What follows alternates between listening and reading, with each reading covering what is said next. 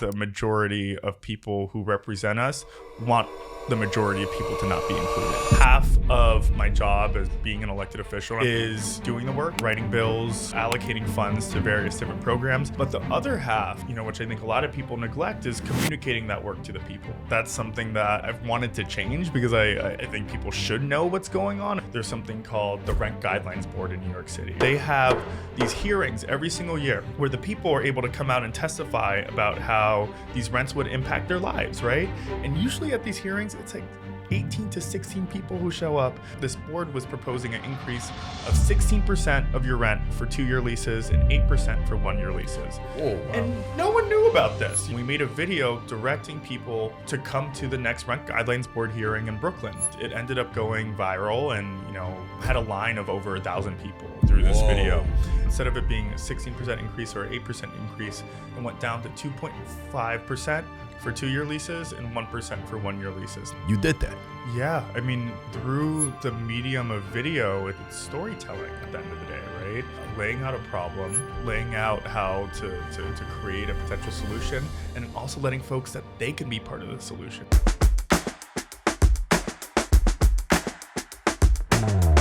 Is there I guess it wouldn't be considered, is it considered a kimchi if there's if there's a protein involved in it?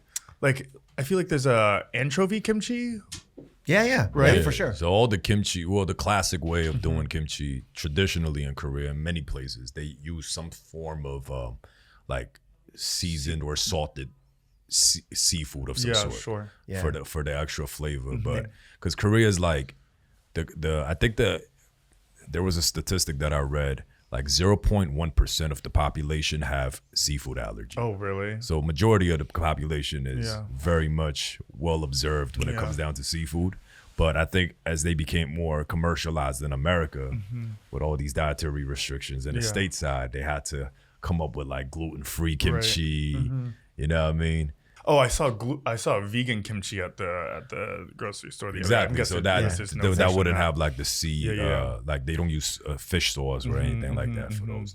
And regionally is also different. Yeah. But what about you? What's your cultural background? Yeah. So, you knew my dad. My dad was first generation from Haiti. Yeah. Rest in power to Combat Jack. Rest in power. He was his mom's only child. And, grew up in Brooklyn, learning all about the culture that existed here, becoming part of that culture. His first love was hip hop. My mom's side of the family, my grandfather's from Brooklyn and my grandmother's from Brooklyn, but, their families is, my grandfather's family's from the South. My grandmother's family's from outside of Hong Kong. So there was a lot of, Asian influence in my mom's side of the family. So your grandmother from your mom's side, she's Chinese American. Interesting. Yeah. And we were closer with that side of the family. So I would always be with my grandmother and still am today. And people would be very confused at, what was going on. And so tell us who you are, man. My name is Ossé. I'm 26 years old. I'm a native Brooklynite. Brooklyn is everything to me. New York City is everything to me. It's made me who I am today. I'm a member of the New York City Council representing the 36th district in New York City, which consists of the neighborhoods of Bed-Stuy and Crown Heights, Northern Crown Heights and specifically, or a specific area. Grew up half of my life in Park Slope and the other half in Crown Heights, live in Bed-Stuy now, and doing what I'm able to do in terms of representing the community that raised me, but also, the city that I love has been a great honor. Very entertaining, learning curve. It happens to be my first job / career or serious job. I'm someone who doesn't take life too seriously, but I take my work very seriously. And I think that is something that shines through how I maneuver through this plane of existence. We first met through this t-shirt contest, the best New York t-shirt contest that New York Nico and I hosted back in 2020. Yeah. And at that time, you had just left school, right? And you were working on various jobs. But I recall, when we hopped on a call, because you and your friend who designed this this t-shirt that essentially was inspired by a Chinese restaurant menu. When we hopped on a call and I asked you like, yo, so what do you do for a living? And you were like, yeah, like I do parties, I do a variety of things. That's kind of how I first got to know you. And fast forward 12 months later, you're representing a district in Brooklyn, you know what I mean, the most populated borough in New York City. So tell us about that. You know what I mean? Like that transition. How did that happen? This is like the first, and I've done a lot of interviews. This is the first time anyone's ever referenced the t-shirt contest or like, obviously, firsthand that experience. I left school in 2017. I was going to school in Southern California at a school called Chapman University. And I was there for 3 semesters. And in my 3rd semester, my father unfortunately passed away. And I left school, thinking that I was going to take a semester or whatnot off, moved back to New York City, was closer to my family at the time, started working at, a family friend's restaurant or, I would consider them family, a family's restaurant. And it just never ended up going back to school. It was financially difficult to do that, especially given the loss of my dad. And I had to figure it out. I grew up always believing that I was going to go to school and get a degree. Both of my parents are Ivy League graduates. My dad was a lawyer. And it was a huge shift in terms of what I thought I was going to be doing in life. And I didn't know what I was going to do after college, but I always thought that was, something that I would have time to figure things out about in terms of my career. But without that, there was a bit of emptiness and unknown of what was next for me. I always loved to cook, and even in high school I was working in restaurants in the city. I love and still love today hospitality, and when I was in New York City after leaving school, I started looking around for things to do, and through a friend of mine, her name is Blue. She was DJing at several venues in New York, and I've always had like a fascination with New York City nightlife, more so in the past of what it used to be compared to what it is now. And I was like, I want to get involved in that. That seems fun. That seems interesting. I like music. I like people. And she started putting me in touch with several folks who needed assistance. I ended up working under this guy who was the music programmer at public hotels in Lower Manhattan, and fully got thrusted into the New York City nightlife scene, whether it was hosting parties and promoting parties and putting together parties and the entire circuit of what that looked like. And I met so many people. I learned a lot about myself. I started working in that industry prior to turning like 21, so I was still using a fake ID to figure out how to work in that space. But I learned a lot about New Yorkers, about working with drunk people, about being professional in a setting that does not seem super professional. And even throughout that experience, I ended up working various different odd jobs. And one summer, I worked in the marketing department at Depop, which at the time many people didn't know, which was another fun job of mine. It was like working adjacent to fashion. And throughout this entire experience was just meeting New Yorkers, people that, of course I knew people growing up in the city, but, a lot of young people who worked in fashion and the creative field and, graphic designers. And, throughout my experience in working in nightlife, and for Depop and whatnot, I was still unsure of what I wanted to do for the long term professionally. And then the pandemic hit, and it, put everything on a standstill. And, nightlife, like many in-person industries, was turned upside down, and many people didn't have jobs. I certainly wasn't, working anymore. And it was a time where I was home reflecting what was next, unsure of what was next. I remember reading this book called The Alchemist by Paulo Coelho. It's obviously a classic, and I truly believe it changed my life and came into my life in a very special time, which was during that pandemic. And right after I finished that book, right after I finished that book, I remember that T-shirt contest came out, and I just had an idea for the T-shirt, and I worked with my friend Nick on putting together that design, which is a really fun like pastime to do during the pandemic. And I wasn't even sure that we were going to win, but we did. That was cool, and we started like selling those T-shirts even after the contest. And then George Floyd was murdered, and I, like many people in the country, were really disappointed by what had happened. And I've obviously seen Black folks killed at the hands of law enforcement before, but I think being in this position of quarantine and isolation and solitude, it was hard to turn away from the pain, the painful videos and pictures that we were seeing throughout our social media and news feeds. And, after like 2 days after his death, I took to the streets and went out to protest. And, I went with a friend to this nonviolent protest, or presumably nonviolent protest, at Barclays Center, and, was documenting the whole thing on Instagram Live.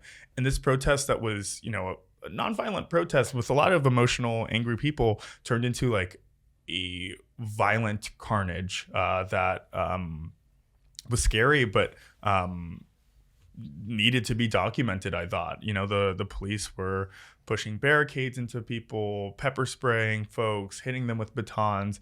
And I was shocked that I was in the middle of all of it. I remember seeing like a car lit on fire in Fort Greene that night. And I felt like I needed to continue going out every single day after that, whether it was speaking up against the injustice or continuing to document what was going on.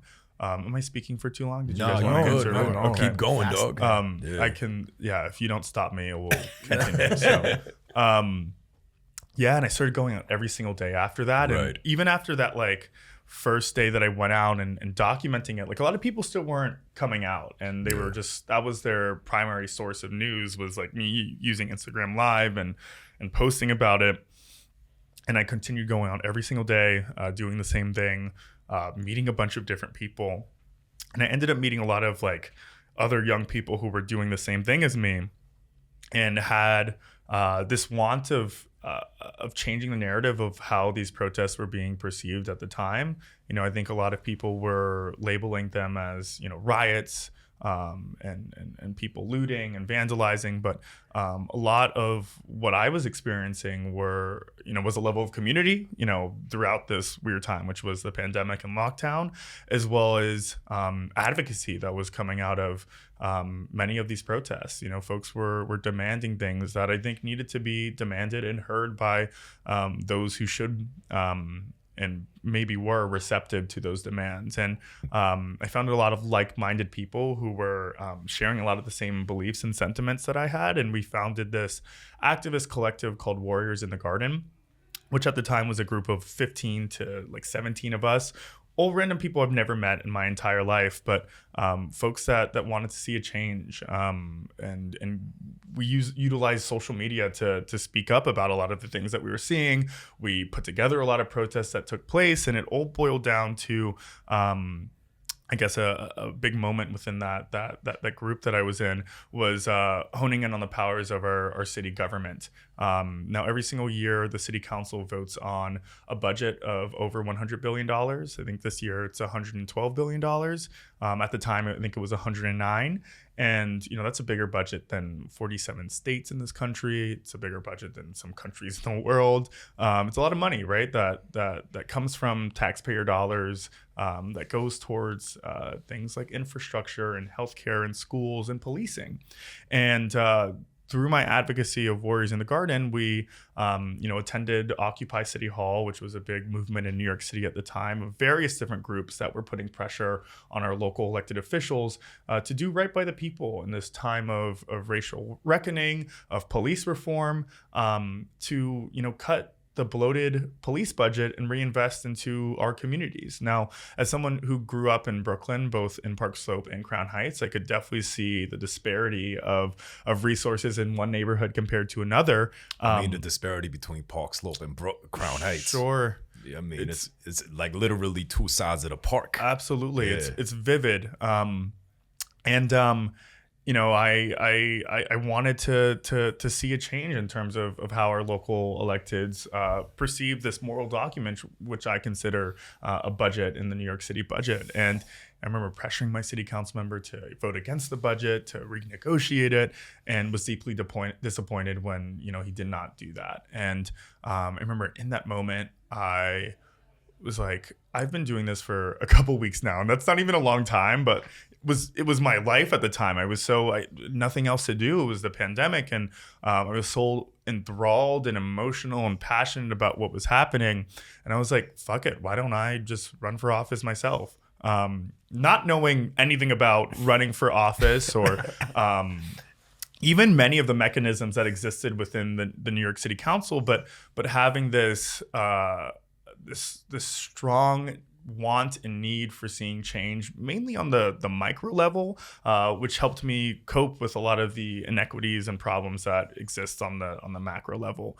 And yeah, I kicked off this campaign that was which consisted of a team of people I've met throughout my years of life, through nightlife, through protesting, through high school. And they believed in wanting to see a change within this city, and they believed in me and what we were doing for the past couple of weeks. So yeah, I launched a campaign for city council within my district. It was a year-long campaign. I was 22 again, and I was running against, candidates who were decades older than me. I was running against a candidate who was picked by, the 40-year Democratic establishment that has led my district for, some time, far more time than I've been alive. But we built a very youthful, energetic, grassroots campaign. Like, I was running this campaign like it was a presidential campaign. The graphic design was on point. We were in, a lot of press that no local candidate running for city council was in. We were reaching out to young people and utilizing social media to engage people who've never voted in a local election before, nonetheless an election at all before. But we put our blood, sweat, and tears into it. And I think that social media helped a lot. And at that point, there was a bit of a following that I received throughout protesting and then running for office. And, I put in a lot of work, in terms of learning the job of what a city council member is, how to run a campaign, how to fundraise and raise money, how to convince people to vote for me, knocking on thousands of doors within Bed-Stuy and Crown Heights, having doors shut on my face, debating against people who, believe that this seat was theirs. And, in 2021, after a year, 2021, after a year of campaigning, ended up winning my primary. And, we turned out a record number of young people who ever voted in a local race in New York City before. And I became the youngest member of the New York City Council. And it's history. Yeah. Yeah. That's a lot, isn't it? Nah, that was great though. I think it's such an inspiring story because, this is Creators Lunch, and we always talk about creators and community and really the power of community. And a lot of people overlook it, will only look at the macro level. Sure. But you started really small and were able to make huge change, right?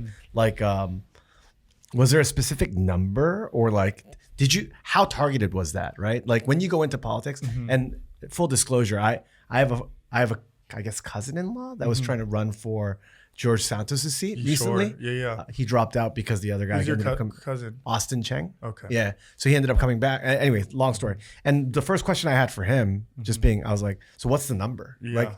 You got to start with, you know what I mean? You can't say, oh, I want to be healthy and not know exactly what your BMI. You need a number, right? So did you start like that? Like the number of votes that we needed? Yeah. So I think that's, again, I had to learn so much about what campaigning looked like, right? And the different terms that come with that. And there's a term called the win number, right? And that's obviously accounting for how many people are in the race and whatnot. That number didn't come into my, attention until maybe 2.5 months into the race. But I believe it was 12,000 votes that we were trying to get over the finish line. I represent a district of 175,000 plus people, but only around like 25% of the electorate really votes in those elections. So we had to calculate that number, and obviously we had some professional input in terms of how to get to that page. But starting out and saying I was going to run for office, like it started at just me just saying that, and then everything else kind of had to follow after that in terms of figuring it out. My campaign manager, was and still is a musician who never like managed a campaign before. That's incredible. Yeah, it was really a ragtag team of young people who, again, have never entered this realm of politics. But I think because of that, we were successful in how we ran a campaign. Yeah, because you guys just looked at it from a completely different lens. And the reason why I wanted you to be here today is because even the way that you are engaging your constituents via social media, the type of content that you make is doing exactly that.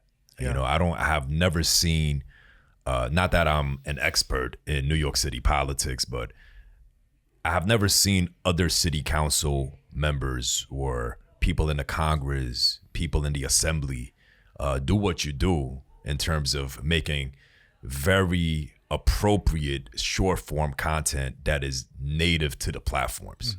You know what I mean? And yeah, tell us about that. Like how are you approaching things now that you've been in politics for a few years now? And how do you keep yourself just constantly, active and speak the language of what your constituents want to hear? Yeah, totally. I mean, first and foremost, I am a child of the internet. I've been on the internet for a long time, and social media and whatnot. I know the levers and the culture. There's an internet culture, and I was a shit poster prior to running for office, and still like low key am, but a bit more professional. But shit posting is like, it's a skill, and it's an art form, but it's also like a marketing tactic. And I think that, it weaves its way into what I do today a little bit. I think my content has changed throughout my tenure or my entire career of, being a candidate and activist, and now as, an elected official. I think the common thread has always been authenticity. I do run my social media platform, and I think that even like running for office, like I was like, I could only refer to who I am and what I've done in life, and I have to be completely honest about that. And whether the people vote for me or not, at least I was honest about who I am, and it worked. And a lot of people like that authenticity, and that's something that I try to bring through my content still to this day. It's definitely evolved as we've seen Instagram and transition more to video content, as well as TikTok becoming a bigger platform, even though it was a lot larger, or it has been large for some time now. I find that half of my job as being an elected official, and I'm not sure every elected official sees it this way, is doing the work, writing bills, showing up to events, allocating funds to various different programs. But the other half, which I think a lot of people neglect, is communicating that work to the people, right? If you get 100,000 things done for the people and create these programs that people can apply to, that's great. But if people don't know that exists and that's something that they can apply to, then what's the point, right? And I think that second part of what I perceive to be, a big part of the job is neglected. I think whenever people hear about bureaucracy or anything that comes to the government, they're confused about what's happening and what they should be doing, what rules are changing, even, what train that they take is, when it's going to be delayed, which is a video that we've made. And I saw that there was a lack of communication there, and a lack of digestible content that existed there. And I wanted to fill that void because no one else was. And I think that people really appreciative of that and still are. And it's also been a really fun part of the job, right? I've been able to be more creative and bring out my authenticity through, this medium of video. And, I think it's a great way to reach the people and get information to the people, which is, the main goal of why I put out the content that I do. Yeah. That G-Train video. Yeah. Yeah. How was the reaction from your constituents? Yeah. It's so funny, some of the comments, because it's not a good announcement. Like the G-Train is going to be closed during the summer, which a lot of people take, and to interborough train and whatnot. But the MTA doesn't do a good job of getting that information to the people. So I think people were both pissed off that was happening, but happy that they were given a bit of a heads up and entertained through this short form content from an elected official that they've never received before. So there's like a lot of support for the video, like received a bit of followers from it. And I think people were equally entertained as they were annoyed at, another mishap that exists within New York City. Yeah.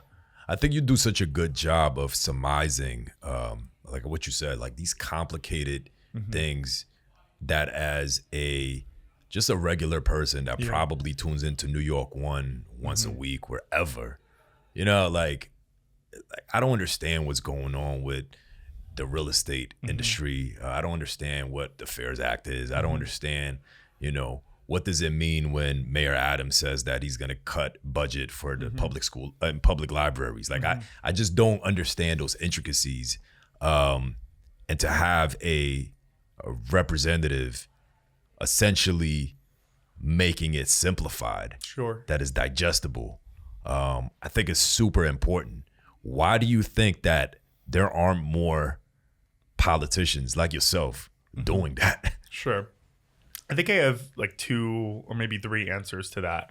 The first is even relating to my, what I said about how, I represent a district of 175,000 people and only a chunk of that, comes out to vote. I find that to be intentional, right? I think many people here in New York City and they believe it's a progressive city, but when you look at a lot of leadership that we have, it's a pretty moderate / conservative, city through the leaders that we have. And there's a reason for that. I think that most of the people who come out and vote and are engaged in politics are sometimes not our friends. I'm guessing the people who are listening to this podcast and the people that we hang out, they're not chill people, right? With good politics. They're like really angry, hateful, sometimes spiteful people. Not all of them. My constituents are great, but there's a lot of retired folks and folks who have a lot of time on their hand that are really paying attention and watching these news outlets and voting in terrible people who then do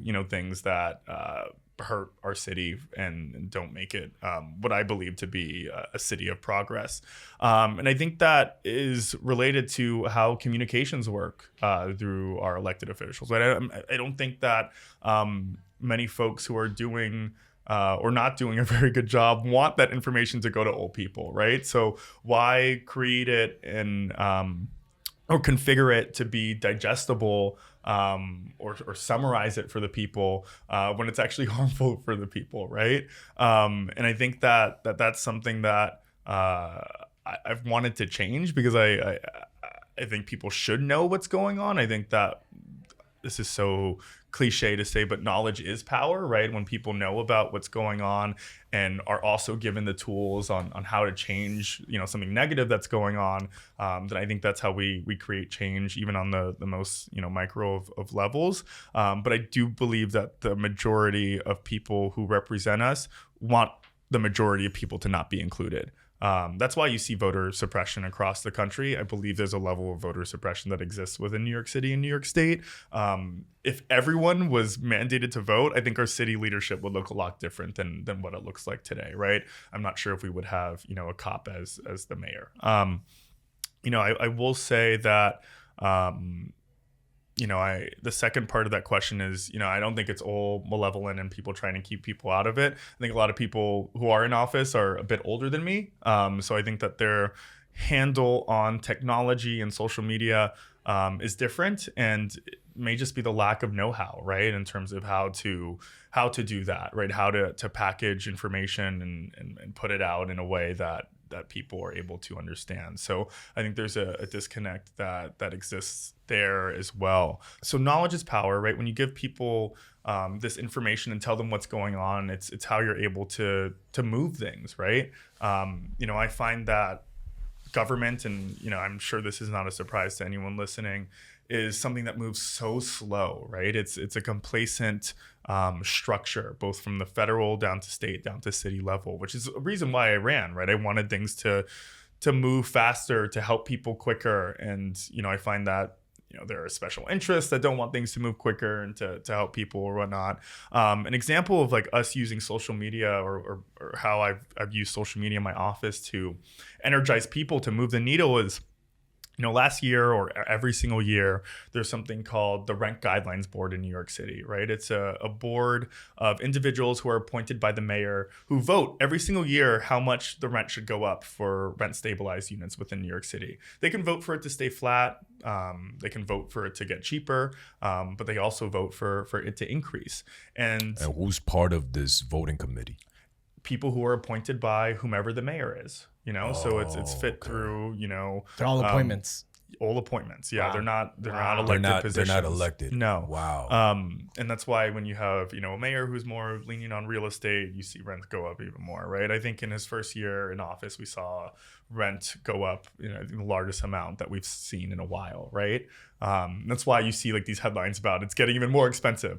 Anyways, sorry, I'm rambling on for not at all. A bit. Thank you for that, Joel, man. I had no idea such a committee existed. Yeah, I mean, most people didn't. And they have these hearings every single year where the people are able to come out and testify about how these rents would impact their lives, right? And usually at these hearings, it's like 18 to 16 people who show up to speak about how the rent is too expensive and how this board should not vote to increase the rent. So last year, this board was proposing an increase of 16% of your rent for 2-year leases and 8% for 1-year leases. Whoa, wow. And no one knew about this. No one knew about this rent hike that would be like detrimental to many people's lives. So my team and I, we brainstormed how we could get this information out to these people, and we made a video directing people to come to the next Rent Guidelines Board hearing in Brooklyn to make yourself heard about the issue, right? And it ended up going viral, and at a hearing that usually has 16 to or 10 to 16 people there, had a line of over 1,000 people, through this video, and all these people turned it into a party. Exactly. And I was like seeing people online who definitely their first time at a Rent Guidelines Board, like goth people and like fishnet tights, and I was like, hell yeah! And we were like talking to people on the line, and we were like, why are you here? And they were like, through your video. And like this meeting went on forever because people were just testifying against how this would be detrimental. Fucking and love at the that. end of the vote for the Rent Guidelines Board, instead of it being a 16% increase or 8% increase, it went down to 2.5% for 2-year leases and 1% for 1-year leases. Now, that is still a rent increase, but because the people came out and spoke about how terrible this would be, it made, news headlines, and it put more pressure on this board and the mayor. And that just goes to show that when there's knowledge that the people have and they know what to do with it, they can make their voices heard and even, prevent tragedies of crazy rent hikes. And I mean, that's really the true sense of a community, right? Because, you could entice people to come out for a sneaker drop and thousands of people show up. You could entice them to come out for free food, which is what we do, and thousands of people show up. You were able to figure out a way for them to show up for a hearing that normally, less than 20 people show up. Now, I've been to community board meetings in Flushing, Queens. It takes place in an old senior citizen home on the top floor, and there's like Dunkin' Donuts, coffee, and I'm at the time when I used to go there, I was like in my late 20s and early 30s, and I was like the youngest person in that room. The voting committee is about 20 people, and out of the 20, and Flushing, downtown Flushing being majority East Asians. Right.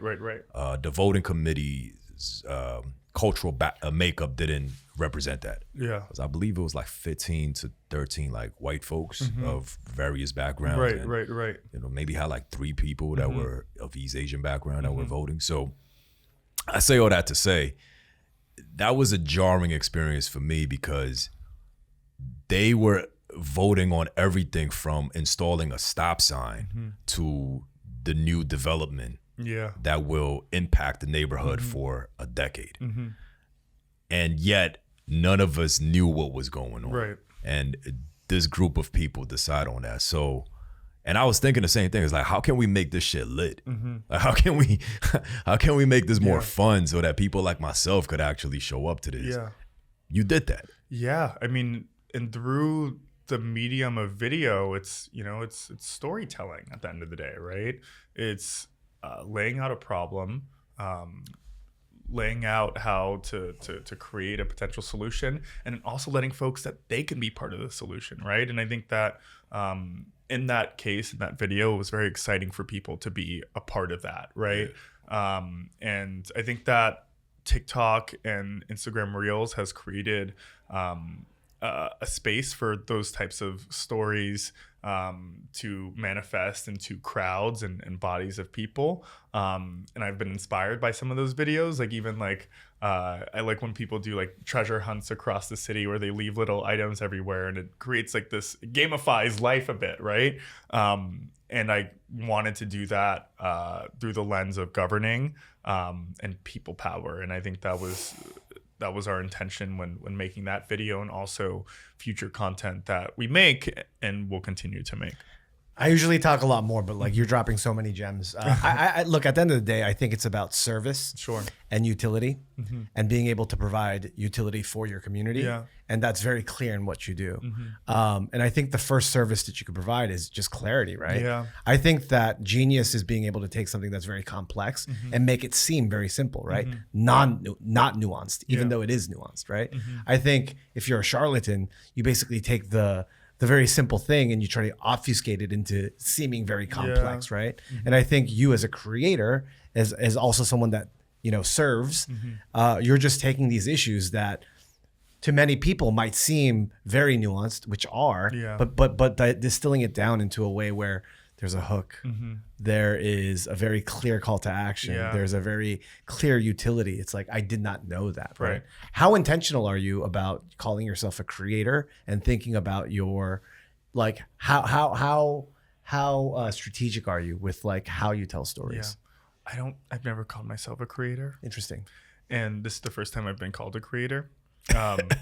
So I guess let me ask you this. Sure. So creator, influencer, celebrity, what do you think are the through lines where they're similar? How do you think they're different? Well, I don't even think I'm any of those three things, right? I think I'm a politician / elected official. So here's the thing. I think that the greatest politicians are all creators. Really? Because at the end of the day, they're supposed to serve a constituency, right? And let's zoom out a little bit, right? So when you zoom out and you say creator, service, when you think about like even in entertainment, K-pop idols, a cult of personality, all these things, I don't use those words lightly. It's because for the people that are in that community, it is a religion. And that might seem blasphemous, and I know you went to Chapman. Like this but it's all the same thing. I'm not right? Christian. Yeah, but I'm saying, but the amazing thing is, we say this behind the scenes all the time.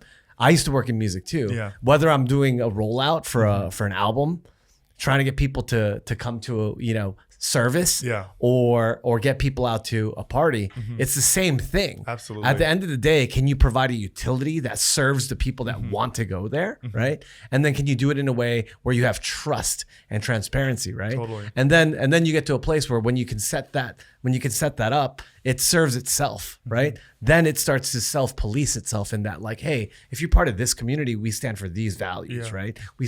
It's all the same thing, right? We always, like, people are like, wait, I didn't think about it that way. Well, merch. You rocking a cross or a Star of David is no different from rocking a t-shirt from your favorite, or celebrity. A campaign t-shirt too. Yeah, exactly, right? I think that even like hearing to be described a creator, it's like foreign a little bit for me, and I think it's because you said, oh, I used to be a shit poster, right? That's why you're successful. At the end of the day, you could take all of this and make it one very simple thing, right? Regardless of how you feel, let's talk about another New York creator politician that went up, Donald Trump, right? Yeah. He's a shit poster. He's literally a shit poster. He's a shit poster that can take something super complex and say, you know what, we're gonna have one hallmark issue, right? The wall. Yeah. We're gonna say, oh, the person that I'm running up against, instead of all this nuance, Sleepy Joe or whatever it might be, right? It's literally shit posting. Totally. He's a meme page.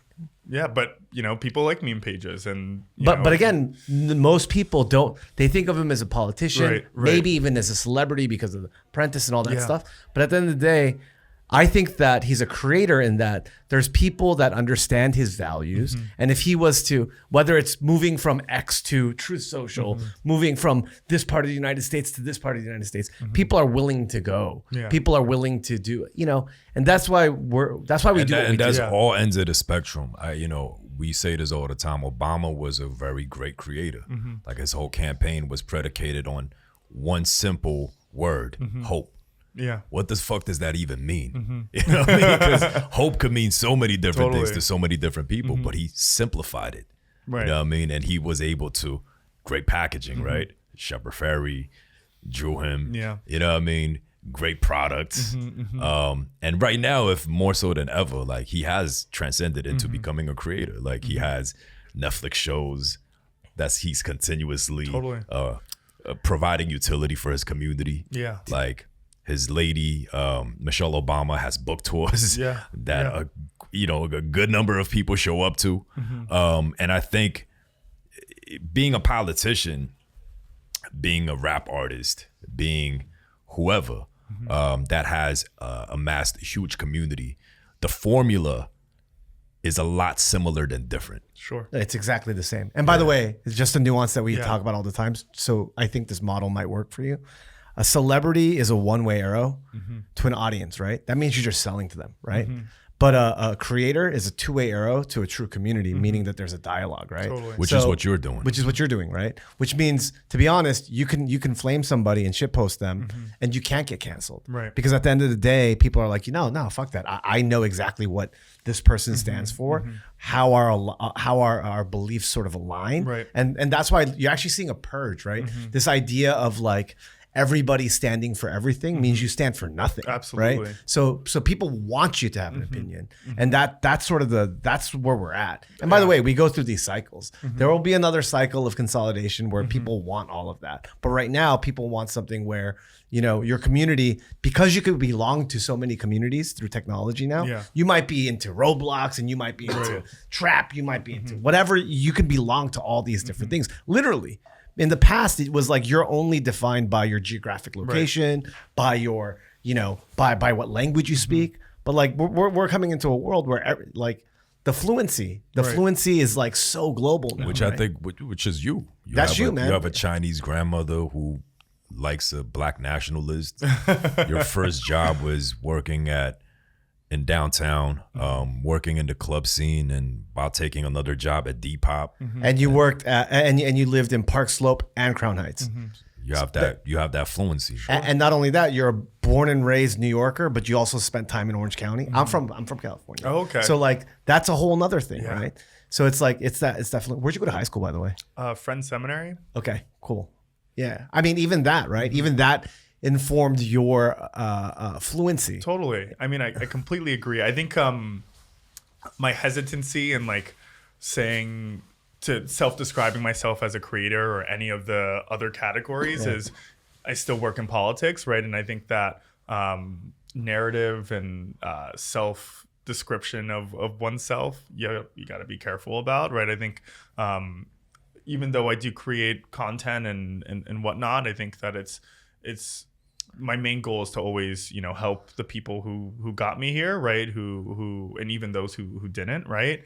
And I think that a lot of politicians get hung up on the celebrity thing, right? And the other stuff, right? Which isn't necessarily the work for the people. And I'm always trying to stay focused, especially in the narrative lens of being here to do a job that people elected me to do. I want to know a bit more about just like, what is the day in the life of a city councilman? You know what I mean? What does that look like? It's different every single day. I mean, like today we had, a committee hearing, which, we have to go to City Hall. As city council members, we question different city agencies about how they spend money, the work that they're doing for people, the work that they say they're going to do. How are you doing it? Getting a whole breakdown of that. And even as we go into budget season, how you're spending your money. Is that being spent equitably? Is it being spent correctly? Is there a waste of money? And can we get to the bottom of that? Obviously after, I'm here right now, I'll do interviews ranging from various different topics. Sometimes my bills, sometimes, how I communicate to the people like we're doing right now. After, have a press conference about, trying to push for a ceasefire resolution within the city council. After that, a women's history event where we're awarding many women within the district with citations at a public school in the district. Tomorrow is a completely different day. I don't even know what we're doing tomorrow, but some days are in the office taking meetings with constituents, block association meetings, folks talking about, dog shit on the street, which is a very serious issue, rats getting evicted. It's every day is crazy, I would say. It's all of the above. Sometimes it's creating videos, right? Sometimes it's working with my budget director on how we're allocating the amount of money that we're given in our district to invest in physical projects as well as programming within our community, touring schools, hospitals, rallying for tenants at housing court. It's everything under the sun. But it's something that I don't know. I'm someone who gets bored easily. And this job, which I'm so lucky to have, is one that keeps me on my toes and entertained often.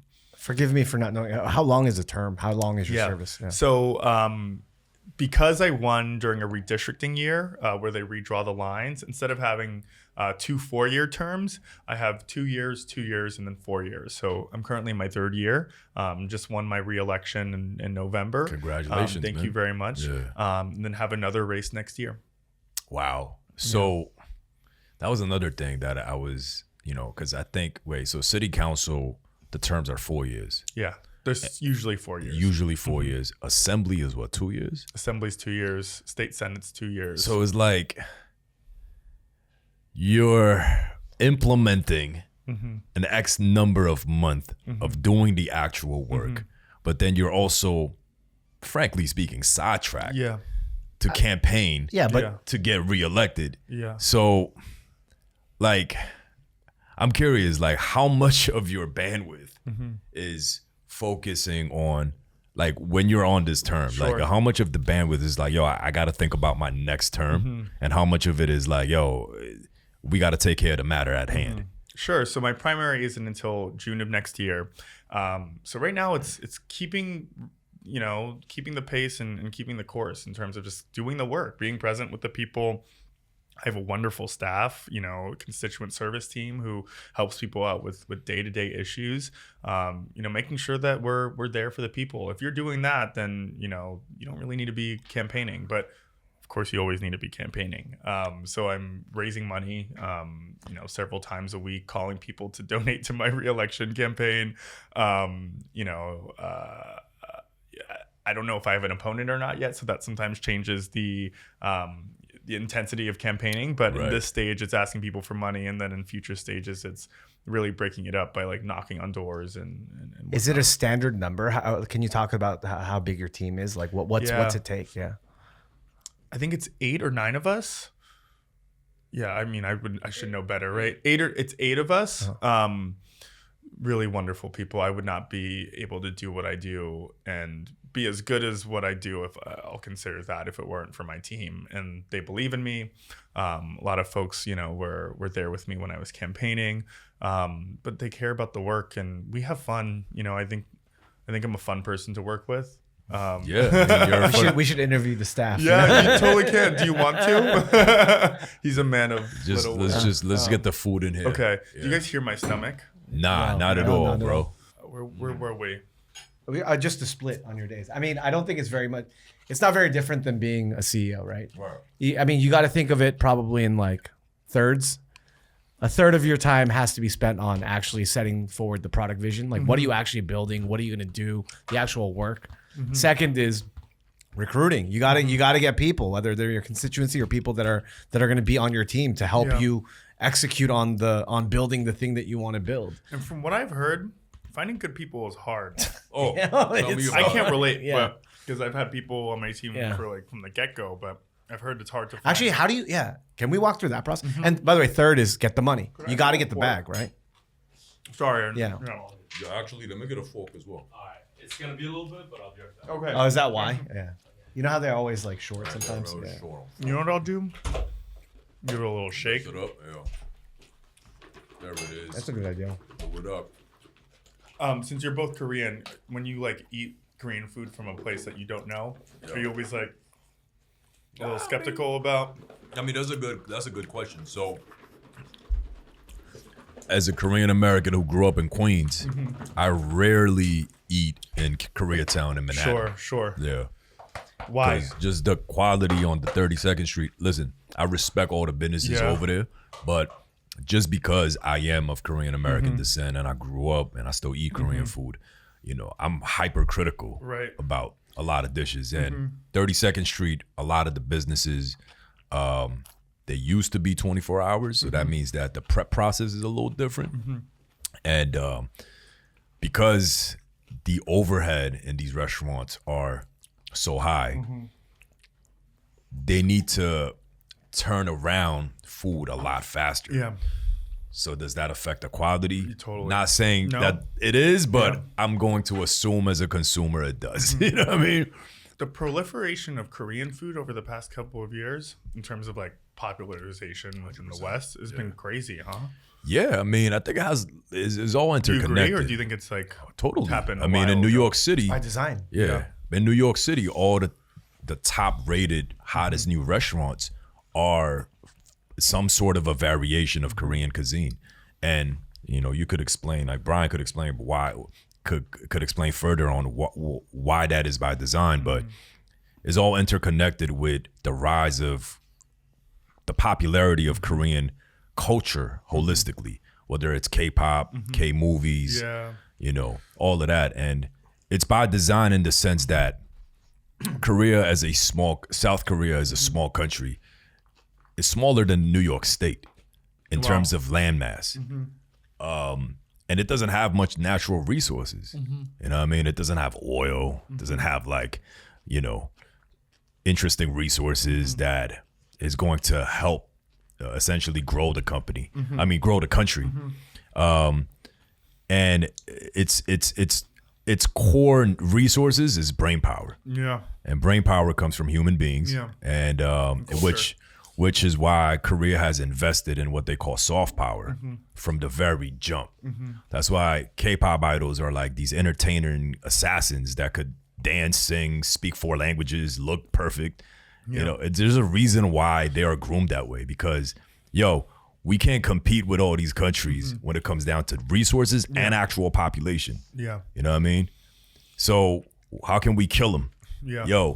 We got to make sure we get the brightest and the smartest, best entertainers, best doctors, you know what I mean? Best IP, intellectual property. How can we make content?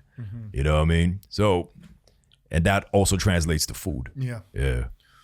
It's all political. Yeah. It's always strategic. It's all political. You know why Thai food is so big in the U.S., right? because You heard about It's growing now because right? Thailand is looking at the models. tourism board is like Looking at the models of what Japan did and what Mexico Korea did, and they were like, we got to lean into that now. Yeah. So we say it is like, in 5 years, maybe even less, maybe a little longer, Thai food is going to be the new it thing Is Thai in New food York. not the it thing already? It's growing. It's fastly growing, but kind of like right now, when you think of like Thank you so much. the newly minted Michelin star restaurants in New York, many of them are of some sort of a variation of Korean food, and we think that's what's going to happen in the Thai food community in the next 5 to 10 years. Yeah. Wow. Love Asian food. All Asian food. Hell yeah. Can I ask you? So you mentioned in 10 years. What do you want to be doing in 10 years? I have no idea. And I didn't know I was going to be here. So like I really don't know. I think that's kind of exciting. I mean, do you know where you're going to be in 10 years? Oh, wow. I'm not there yet. And I want to be happy. I want to continue helping people. I guess those are like some themes that I would like to see in the future, but you still want to be serving? Like if that's my journey, then I'll take it and take it with open arms. But I don't know what the future holds for me. Interesting. Yeah. Do you know where you'll be in 10 years? I think the direction we want to be and where we want to be is pretty set. How we get there and sort of the details, I think that's fuzzy, right? But it's like you got to be able to squint and see, what's the great Masa quote? It's like, no wind is favorable to a ship with no port. You know what I'm saying? So you got to know directionally sort of like where you want to be. Yeah. And for us, it's I mean, we're investing and spending time with creators such as yourself because at the end of the day, where we want our change, like we want to change the world too. And I think our impact is going to be through having these conversations with folks that get it. And you clearly get it, right? Yeah. When we talked about politicians not being able to do, here's the thing: you could literally give them all the sauce, you can give them the playbook, they still can't do it because they don't have the fluency. They just don't. They won't be able to do it. And so that's where you slipped and said, "Oh, country company," right? That was like a Freudian, like a slip. But in the end of the day, it's the same thing. I mean, yeah, it's the same exact thing. It is the same countries operate like companies. Yeah. So yeah. I wish I could tell you where I would be in 10 years. There's something exciting about not knowing, though. Totally. And not having that. Even like my story about college, like I thought I was going to graduate college and this and that. Well, everything that's happened in my life has been unplanned thus far has been unplanned within. Well, that's the universe conspiring to help you and the Paulo Coelho, right? Like absolutely, right? That book. I mean, oh, my guy brought it back to the Totally. Alchemist. Oh, Yeah. Brian brought it back. No, because that book it deeply moved me too in that way. Of course, right? Like moved a lot. Of we're us. doing. I mean, I made YouTube videos. Yeah. You know what I mean?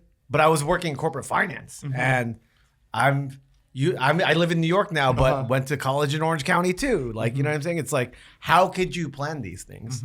You cannot. Yeah. I mean, when I was doing that New York t-shirt contest, I didn't think that I was going to become a full-time content creator. You know what I mean? Was that your first foray into content creation then? I think around that time I was making a lot of cooking videos on TikTok, and that was my first foray into making short form videos and being. You're huge now. That's crazy. I'm not huge. I'm maintaining, dog. How many followers do you have on your platforms again? I think all combined, all platforms together, I think we have like Over 1 mil for sure. yeah, That's like great. That's a lot of people. 1.3, yeah. Imagine 1 million people in a room.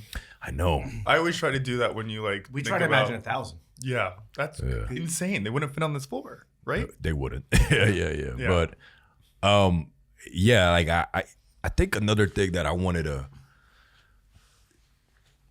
to ask is,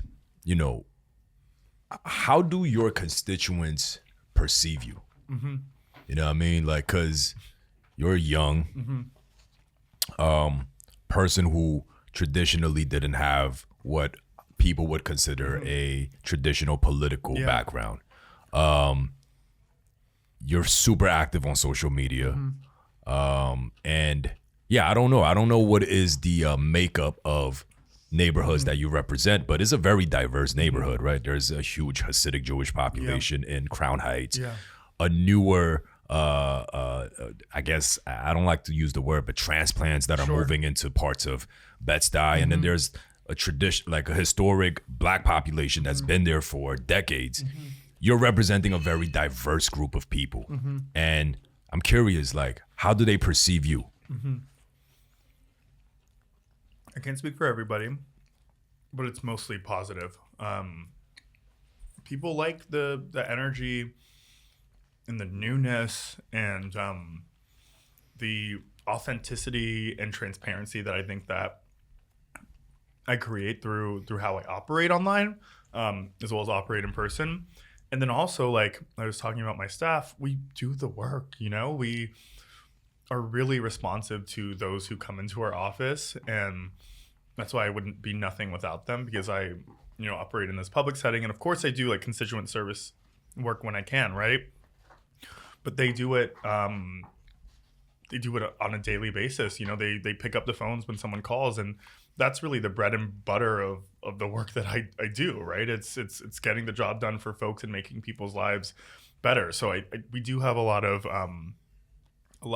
positive constituents who like the work that we're doing. You know, of course, there are people who, you know, did not believe that I would be doing a good job in the beginning, who have come around now.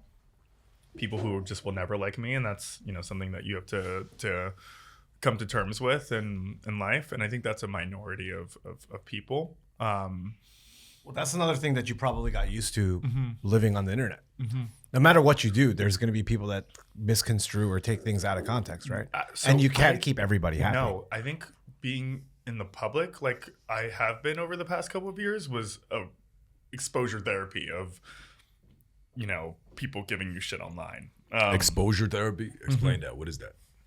Exposure therapy is a process that, and I may be botching it, I'm not a psychologist. But exposure therapy is when, you know, an individual has trauma or is afraid of something, even like afraid of eating a certain type of food, where through exposure of putting them through it time and time again, they get used to it or better at it or able to handle it. So I underwent exposure therapy through being online through the lens of governing. I remember when I was first running, you know, there weren't that many comments that I got, but obviously as I got into office, if you look at my like Twitter comments, it's all like negative stuff. Sometimes about my physical appearance, negative stuff about, sometimes they'll like splice me in different images, and I don't give a fuck. It's like funny to me now. I know what Twitter is, you know, and I know how people IRL look or perceive or appreciate me. But in the beginning, I was like, oh my God, people hate me. And I would I still read the comments today, but don't read the comments. I hate when people say don't read the comments. I mean, read the comments if you want to. I've gotten so much better at like taking negative things that people say to me with a grain of salt, right? Yeah. He's like, he half-heartedly agreed. It was he's praying. Kind of. Yeah. We're torturing him with the food right there. Yeah. So I think prior to running for office, I didn't really receive hate online like that. Right. But now I do every day. But it's okay because I think I receive more positive than negative. Yeah, that's kind of how I look at it too. When we get like 100 comments, yeah. I mean, just looking at probability, statistically, it's impossible that all 100 comments are going to be positive. You're going to get like 5 at least that's negative. We're skewed towards an angle that disagrees with you. But you're also being praised by 95 other comments. So I try to just focus on the 95 as much as I can. But yeah, also being humans, yeah, that is going to have an impact on you in some way, shape, or form. Also, I don't know about you guys, I've never left a negative comment under anybody's anything. Ever in your life? Oh, we have a saint over here. No, I mean, I'll talk shit like in a group chat. Right. Publicly, like, comment. Well, like some, maybe it's the range. Like when people are like, you blah blah blah blah blah. Right. Have you done that? Nah, never. Okay. I don't think, at least not. I'm even trying to think about like just disagree. I've definitely disagreed with someone, right? Yeah, That's different. And sometimes they'll respond to those comments, right? Yeah. Someone who's like, you're the reason that person died, or blah blah blah blah blah. No, I don't. That's a crazy thing to say to somebody, right? So I wouldn't say anything that I wouldn't say that to that person in real life. And I think there's a lot of people that's exactly what I was do not say. share that same sentiment. And I think that those people are not representative maybe of our entire or of my entire community. And I think that that's why I sometimes feel as if they're a minority or shouldn't be taken as seriously. I'm curious, what is it like being a politician in this era where I guess maybe some of your predecessors from 2 decades ago, don't have to deal with the internet, right? So if they get like a hate, Sure. they literally got hate mails written to them, right? We get hate mail too. I get hate mail too. They get impassioned hate mails written to them, where they're rival politicians writing nasty op-eds against them, but it's not in real time like a comment or a DM, challenging you, questioning your validity. So how do you navigate through that? Yeah, I have nothing to compare it to compared to like how politics was done prior to this. How do I navigate through that? I just continue doing what I'm doing. Right. Haters mad. You mad? The camera on. My favorite. Sometimes I respond to them, and my team will put me on Instagram jail or TikTok jail. But there's this one meme of that guy who's like wearing. I think he's like a sportscaster, and he has that headset, and he's like taking it off. Do you know what I'm talking about? Yeah. You have to find it and include it in the clip. But that's my favorite thing to like write when people are like just saying really hateful stuff. And sometimes you like see the same avies like of you got your hater pool. Yeah. I just keep doing what I'm doing. 100%. I think there's a lot more positive support than there is negative support, and I always try to remind myself of the positive, and it exists there, right? I don't even in the streets, like we receive, I receive positive acknowledgments and thank you for your works and stuff. Thank God I haven't received any negative. Yeah, knock IRL. on wood. Yeah, that shit's scary. Yeah. I mean, it comes with the terrain, and again, through exposure therapy, I've gotten used to the negative, and I got reelected without someone running against me. So I think that those are some good signs of keep doing what you're doing. So bringing it back to the content creator piece, so you're very active on Twitter still? Not really? Or is it all, I only saw your Instagram and your TikTok. What other platforms are you concentrating on? I'm on Twitter, but like Twitter's a wasteland right now of like. So how are you prioritizing platforms, by the way? So is it, if you had to rank them, right? Like, is it, TikTok 1, Instagram 2, YouTube 3 there? Instagram 1, Twitter 2, because we like still have a government account. So like information still goes out there and my constituents still take it in there, but I don't like, and then TikTok, I just like put out the same content that I do on Instagram Reels. But I think Instagram is the account that I think we take the most, or I take the most seriously and use the most. Is there like a programming calendar or a schedule? You just feel inspired and there's a bill? Like how do you determine how you make what you make and when you make it? Kind of through like what we're inspired Okay. by. I think the common theme, I mean, obviously when I'm introducing a bill or there's, we plan a week in advance in terms of like what content we're putting out, and things can change, right? There could be something pop culture or pop related that's happening in the city that we want to cover. We do the same thing, yeah. But when it comes to bills and things that I'm working on, you really do have like a solid idea of that we need to make that video and this will come out here or there. But it's very fluid, and I think that's kind of fun. I think my team and I have a good hold on what people are interested in for the most part, and I think we want to make videos about things we care about we believe that other people will care about or care about already. I think one thing that you have a unique perspective that you can validate or invalidate for us is we talk a lot about like traditional media, meaning less and less. So like we had an amazing New York Times piece on Righteous Eats, right? And everyone's like, oh my God, this is so incredible. It was like a long takeout piece, like, oh, this is amazing. You must have grown so much from it. And we were like, not really. We didn't really grow from that. Totally. And, we're the one, and there's people that are, working behind the scenes to get us a book and get, get us a TV show. And our take on this is like, all of these things are great in that they help us with additional distribution, hopefully to constituencies that we don't already serve, but it doesn't really matter. Right. So when I say a statement like that, how true is that, or how untrue is that for what you do? Yeah, I mean, because like channel, like, you know what I mean? Local TV probably still works a lot. Right? Local TV is great. Shout out to New York 1 and Pix 11. Yeah. I I feel like local TV and TikTok is like the best way, or Instagram Reels is the best way to get out information as a local elected official.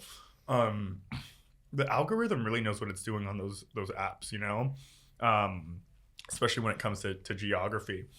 I totally agree with you though on, you know, these large media outlets putting out, you know, a story or whatnot. Like I've done that, been featured in, you know, Vogue and New York Magazine, and sometimes they don't receive the same amount of, you know, feedback or engagement like a video that I put out through my own account, you know? Well, like your comms director, right? Mm-hmm. Is your comms director spending more, is there more of an emphasis on the press release that, and I call it a press release, when you make a TikTok video or Instagram reel, is there more energy towards that? Or like, you know, your drop in on like WNYC, you know what I'm saying? Yeah, definitely more effort on the TikTok or the video. Yeah. It's fun. Like we create the scripts, we all work on directing it, on the shots that we want, the music, the animations. So there's definitely a lot more work. I think you're a creator, dog. Yeah. I mean, I know you're uncomfortable with the title. Mean, yeah, you don't have to say it. It doesn't have to come out of your mouth. And again, I think, and by the way, I think that's valid in that. You know, when I'm out here talking about, you know, religion and creator, like people it's a very touchy subject, right? Yeah. But again, if you zoom out, it's like, you know, have you ever thought about Patreon as tithing? That's what it is. Have you ever thought about, you know, Sunday service as, you know, like you tuning into a Kai Sinat like live stream? It is, right? It's ritual. That is so good. It's ritual, right? It's ritual. Right. So, you know, it's just a matter of time before people start to take away. I remember taking a class in high school. The class was called Bible is Lit, and the first thing that they do is they put the Bible on the floor and they step on top of it and say, "In this class, this is a book just like everything else, right?" And when you zoom out and you start to look at these tools that people have, whether you're doing a viral dance or trying to disseminate important information about the G train, it's the same thing. You know, I think people just. They either are unwilling or they don't have the fluency in the tools. Yeah, they don't have that sazon, you know what I mean? In terms of the creator economy or creator, like just making content or anything like that, do you have any questions or how could we be helpful? Something that I'm thinking about, because we do have a formula and we like it and it's working for now, right? And you know, some videos do better than others. Sometimes, I guess the first question, have you been able to track the algorithm of like, oh, this video is going to be bigger than, you know, this video? Is that something that you 100% are able to clock? Or so I think you could always make it's probability, right? I don't think there's ever going to be a definitive like, you know, will work, will not work, but we deal in probabilities. And if you have a strong hook, if you have a strong utility, if you have all of these different things, then the probability goes up. Yeah. And you know, this is something that, again, either you're very deliberate about. I think we're in this position right now because we treat this like a business. Yeah. Right. But these tools, even in your instance, like you grew up with it. You're like, oh, I know, that's an ad read, branded content. I'm watching this on BuzzFeed. Know, I don't want to do. You know what I mean? It's like they know, people know. You know what I'm saying? But then the flip side of that is, you can, you know, it sucks to say, but you can engineer it too. Totally. Yeah. Yeah. Another question is, we have a formula in terms of how we're making content, and you know that's working right now. Have you found your community to get bored of the formula, and how have you pivoted your content to stay consistently what you guys create, but also something different that may work or doesn't work in terms of how you've pivoted? Do you want to take it first? No, you can go ahead. So I think the first thing is that we know who we are in terms of like, you know, nuance. People actually don't want nuance on in life, or especially on social media. So when Jakey was asking you earlier, like, what does your constituency perceive you as? Really, that question is like, what's your Instagram bio? Because at the end of the day, we can talk about like the work that we're doing in the community. We're trying to feed people. We're trying to help businesses. We're trying to do all that. You know what it ends up being? It's like, oh, you're the Asian dude that talks about food in New York. Really? When people see me on the street, they don't say like, yo, you did all this great work. It's just, oh, you the food guy. Yeah. Like, I seen you on TikTok. Yeah. Not even. You the food guy. But I'm like, yo, there's like 1,000 food guys. But in your algo, I'm your food guy. Yeah, so for them, like I'm the food guy. Yeah. So I say that to say, if we were going after this just trying to get to like 10 million as a number in I'll in our probably community, change my handle to the food guy. and we would stay doing the exact same thing. Yeah.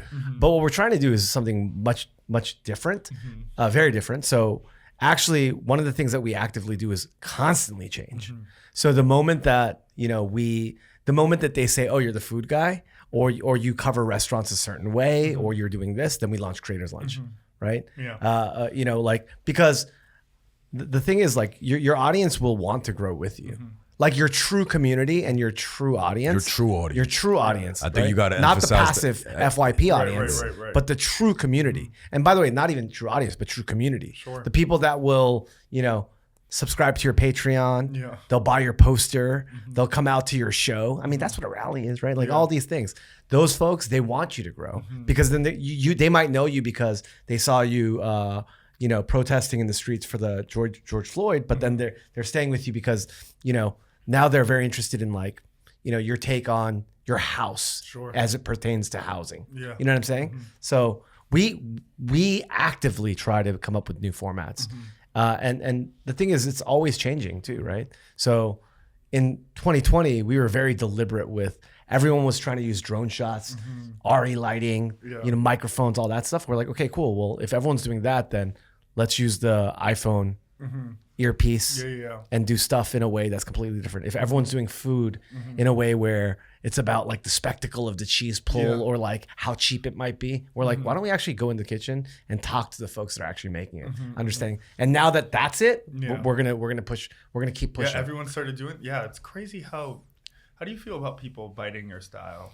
I mean, it's part of the game, man. Yeah. You know what I mean? It's like, have you always felt that way, or it's a part of the game? I think I have more like I don't have FOMO. I rarely have FOMO, and I don't have the most competitive personality. So if somebody bites, I'm just like, yo, it is what it is, because once like Michael Jordan did that jump shot, you can't stop, other players coming after him to emulate the jump shot. It is what it is. Sure. I'm not saying I'm Michael Jordan by any means, but you know my point. You know what I mean? So, but and I think a lot of the eateries. So for instance, there are a few creators that we've noticed very vividly. Like we would highlight a restaurant and that particular video goes viral and we drive a lot of business to the restaurant. There are creators that we know that literally go to that same restaurant and doesn't even change the formula. Like they highlight the same dishes and do pretty much like the exact same thing. And, we have people in our community like, yo, so-and-so just bit your shit. And we look at it like, oh, that's great because that means it's bringing more business to that restaurant. Sure. You know what I mean? So if that restaurant could go viral again, yo, that's just more bread for the business owners. So we look at it on the positive. Now, I mean, yo, if it comes down to some old school shit, like, yo, if you bid and you don't like show respect, that's a different conversation. But everybody's been pretty cordial. Yeah. You know what I mean? What do you think about? But what is that like that in the political game? So I think. Talk to us, yo. Yeah. Get closer to the mic. Get closer to the mic. In the political, I'm really just speaking from my perspective, and I think I'm one of the only people who's making content the way that you do. When I started out, I was the only one making content like how I make it, and it performs the best. There are some people who have been doing it now, and I'm listening to what you're saying, and it kind of changed my perspective. Or maybe I am a competitive person. It's politics, right? Yeah. I'm like, damn, they just. I have another. They bit that. They bit. There's some videos that I see, and I'm like, damn, it's every single shot, and it's not as good, which is always something that makes me happy, and it doesn't perform as well. But at the same time, I'm sitting here half of our job as politicians is getting information to the people. They're doing that with their people, So that's at the end of the day, that's good that they're getting information, the information that they're talking about to their constituents, right? And even if it's not reaching a larger amount of people, it's still good that they're doing that, right? So, you did change my perspective a little bit on that. But I said it to my team, we make videos and they're like, that's great that they're doing that. It's imitation's the greatest form of flattery or whatever. And I'm like, give me credit. 100%. I mean, but I'm just like that, so it's a net positive. But and, I mean, the other thing is like they're coming from a place where they have to preserve and copy. You can take like my take is like, go ahead and take that idea because I have 1,000 more. And you doing your thing is a cheap imitation of an idea that is already old that you're already past. You know what I'm saying? So they're coming from a very like sort of fixed mind state.